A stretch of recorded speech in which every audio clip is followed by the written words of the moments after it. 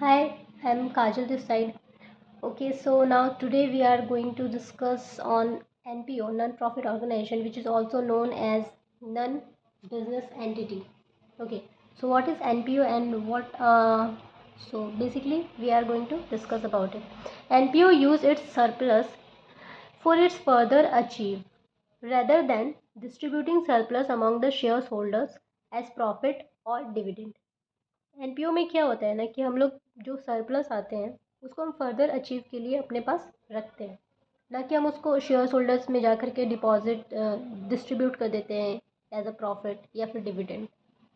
अभी क्या होता है, रजिस्ट्रेशन आप कराने जाते हो तो उसकी उस टाइम पे क्या होता है ना, where it is proved to be satisfaction of central government के सामने आप सेटिस्फैक्टरी हिसाब से प्रूव कर देते हो कि अ पर्सन और association of person propose to be registered, जो इस पर रजिस्टर करना चाहती है under this act as a limited company.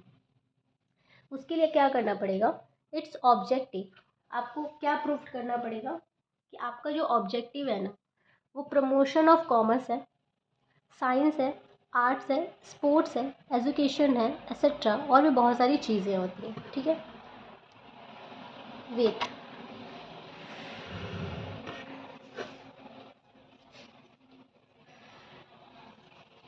Apply its profit only for promoting its objective. जितने भी आपकी प्रॉफिट्स होती है ना, आप उसको अप्लाई करते हो सिर्फ अपने ऑब्जेक्टिव को प्रमोट करने के लिए।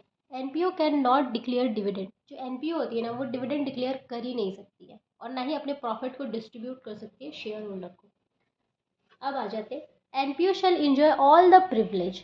जो एनपीओ होती है ना वो सारे प्रिविलेज को इंजॉय कर सकती है and be subject to all the obligation of limited company.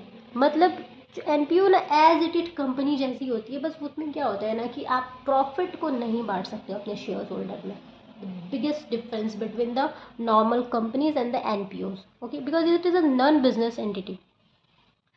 So, enjoy all the privileges and be subject to all the obligation of the limited companies. Firm may be member of the NPO. जो firm होती है ना वो member हो सकती है NPO की। NPO में convert into any company after central government का अप्रूवल। जो एनपीओ होती है वो किसी भी कंपनी में कन्वर्ट हो सकती है, बट उसके लिए आपको सेंट्रल गवर्नमेंट का अप्रूवल चाहिए होगा। सेंट्रल गवर्नमेंट में revoke the licence granted to NPO if company contravenes. जो सेंट्रल गवर्नमेंट होती है वो आपकी जो लाइसेंस आपको जो एनपीओ वाली मिली है वो रिवोक कर देगी अगर आप कोई भी तरह का कॉन्ट्रावेंशन करते हो या फिर any other requirement, provided only after giving the opportunity of being heard. ठीक है, further provided copy of every order give to registrar. आपको जितनी भी कॉपी होती है ना ऑर्डर की आपको रजिस्ट्रार को देनी पड़ेगी। If central government satisfy that it is essential in public interest, direct that company to be wound up और amalgamated with another NPO having similar activities and may transfer debt, liability and assets also। तो अगर आपको central government को ये लगता है ना कि ये जो चीज़ें आपको मतलब आपको पब्लिक इंटरेस्ट के लिए अगर उनको करना पड़ा कि आपकी कंपनी को वो वाउंड अप करना चाहती है, मतलब उनको लग रहा है कि आप पब्लिक इंटरेस्ट के लिए काम ही नहीं कर रहे हो, आप पब्लिक इंटरेस्ट के लिए कुछ कर ही नहीं पा रहे हो, तो वो सेंट्रल गवर्नमेंट आपको क्या कर सकती है, वाउंड अप करा सकते हैं। या फिर वो बोलेगी कि आप अमेलगमेट कर लो, मतलब आप अपने सेटिस्फाइड नहीं करा पा रहे हो, आप किसी और के इंटरेस्ट मतलब पब्लिक इंटरेस्ट को नहीं सेटिस्फाइड करा रहे हो, तो आप अमेलगमेट करा लो ना अपने आप को दूसरे एनपीओ के साथ जो कि सिमिलर एक्टिविटीज़ में है। और आप जितने भी आपकी जो डेप्थ है, जितनी भी आपकी लाइबिलिटीज़ है, जितने भी एसेट्स हैं, आप ऑल्सो उनको ट्रांसफ़र भी कर दो। किसी भी तरह का कोई कॉन्ट्रावेंशन होता है ना देन पनिशेबल विथ फाइन हो जाता है and shall not less than 10 lakh rupees but which में एक्सटेंड 1 करोड़ रुपीज़। जो डायरेक्टर होते हैं या फिर ऑफिसर इन डिफ़ॉल्ट होते हैं not less than 25,000 extended 25 lakh rupees. So basically अभी तक हमने एनपीओ में क्या पढ़ा, तो एनपीओ में सबसे पहली बात तो सेंट्रल गवर्नमेंट का सेटिस्फेक्शन हो जाना चाहिए। सेटिस्फेक्शन के लिए क्या क्या करना पड़ता है, आपका जो ऑब्जेक्ट होता है वो प्रमोशन होना चाहिए, कॉमर्स होना चाहिए, साइंस होना चाहिए, आर्ट्स होना चाहिए, स्पोर्ट्स होना चाहिए, एजुकेशन होना चाहिए, एक्सेट्रा होना चाहिए। अप्लाई इट्स प्रॉफिट, जितने भी आपके प्रॉफिट है ओनली अपने ऑब्जेक्ट पे अप्लाई कीजिए। आपका जो NPO can not declare dividend, आपको पता है। NPO shall enjoy all the privilege of जितने भी प्रिविलेज आप सब इंजॉय कर सकते हो, and be subject to all the obligation of limited companies, ठीक है। फर्म में also be a member of the NPO, NPO may converted into any company, लेकिन आपको सीजी का अप्रूवल लेना पड़ेगा। Central government may be revoke the licence granted to NPO if company contravenes any other requirement provided आपको opportunity of being heard दिया जाएगा। Further provided copy of every order give to registrar आपको देना पड़ेगा। If company satisfied that it is essential, अगर central government को लगता है, सेटिस्फाई है कि आप इट इज़ एसेंशियल मतलब ये ज़रूरी है इन पब्लिक इंटरेस्ट के लिए कि आपको वाउंड अप करा दिया जाए, तो आपको डायरेक्ट करेगी कि आप वाउंड अप कीजिए या फिर अमलगमेंट कीजिए ऐसी एनपीओ के साथ जो कि सेम एक्टिविटीज़ में है, और आप जितने भी आपकी डेप्थ है, जितनी भी आपकी लाइबिलिटीज़ है, जितने भी आपके एसेट्स हैं, आप वो सारे उनको ट्रांसफ़र कर दीजिए। अगर आप किसी भी तरह का कंट्रावेंशन करते हो ना, तो आप पनिशेबल विथ फाइन हो, पनिशेबल विथ फाइन हो, ठीक है, पनिशेबल विथ फाइन है, ठीक है।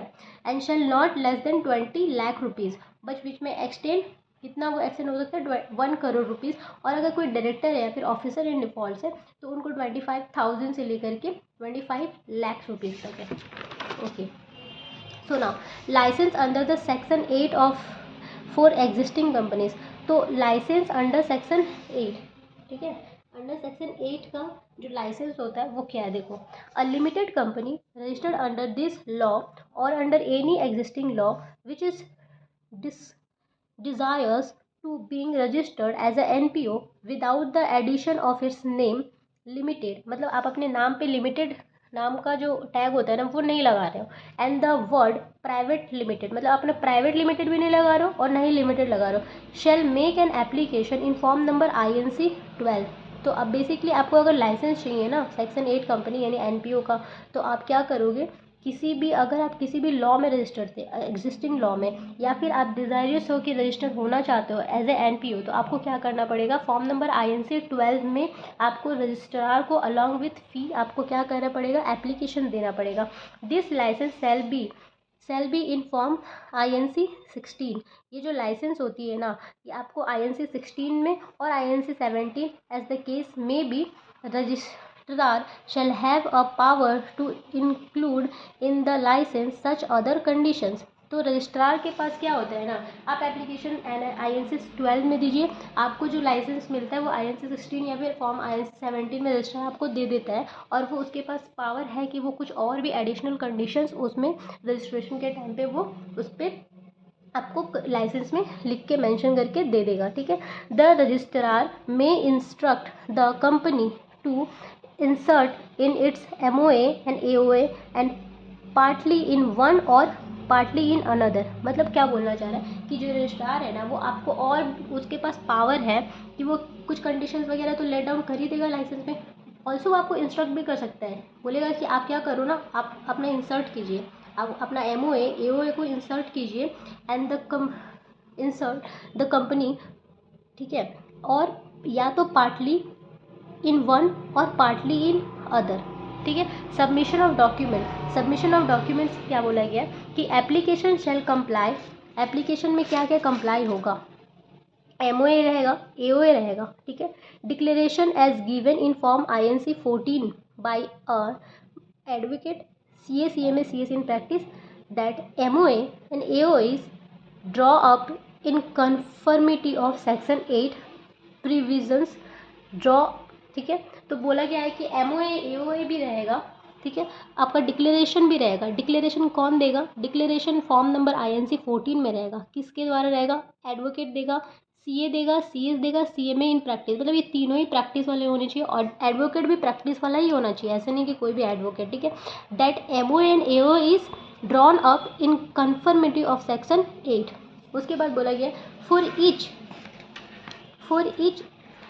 immediately preceding financial